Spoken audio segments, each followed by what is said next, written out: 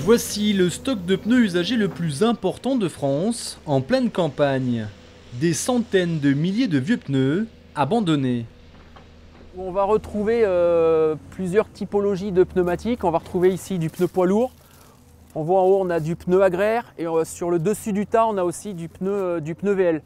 On estime le tonnage environ entre 6 et 7 000 tonnes sur cette partie-là. Et ce n'est que la pointe de l'iceberg. Quelques centaines de mètres plus loin, le clou du spectacle. Donc ici, nous sommes sur la partie principale du site où on a un stockage qui est relativement très important. On l'estime à environ 10 000 tonnes. 10 000 tonnes donc exclusivement de pneus véhicules légers. Pendant 30 ans, une société collecte auprès des garages leurs pneus usagés. Elle est censée les traiter.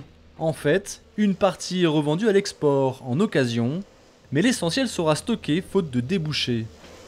Ce n'est qu'en 2003, à la suite de la loi qui a été mise en place, que les récupérateurs de pneus, comme la société Le Goff, n'ont plus pu l'exercer, à moins qu'ils puissent prouver qu'ils étaient en capacité d'éliminer les pneus qu'ils récupéraient.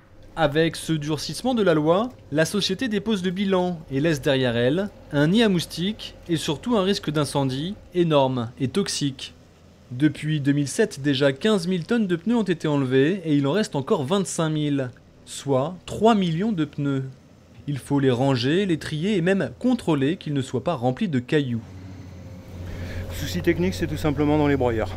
Donc ça abîmerait les couteaux. Donc voilà pourquoi il faut les extraire. L'association Rossi-Valor, en charge du chantier, estime nettoyer le site d'ici fin 2016. Pour ces pneus, un seul débouché possible, l'incinération dans une cimenterie. La qualité du pneumatique aujourd'hui fait que si on souhaitait faire une valorisation matière, lors du broyage, on va avoir une dégradation forte du produit et on n'aura pas un produit conforme à ce qu'attendent les valorisateurs comme les granulateurs. Car il ne faut pas oublier que ces granulats après sont destinés soit à des terrains de sport synthétiques, soit pour faire des pièces moulées, et il faut un produit plus noble, on va dire. L'État a déboursé 2 millions d'euros pour accélérer les travaux. Depuis 2008, une cinquantaine de sites similaires ont été traités dans toute la France, mais il en reste encore quelques-uns.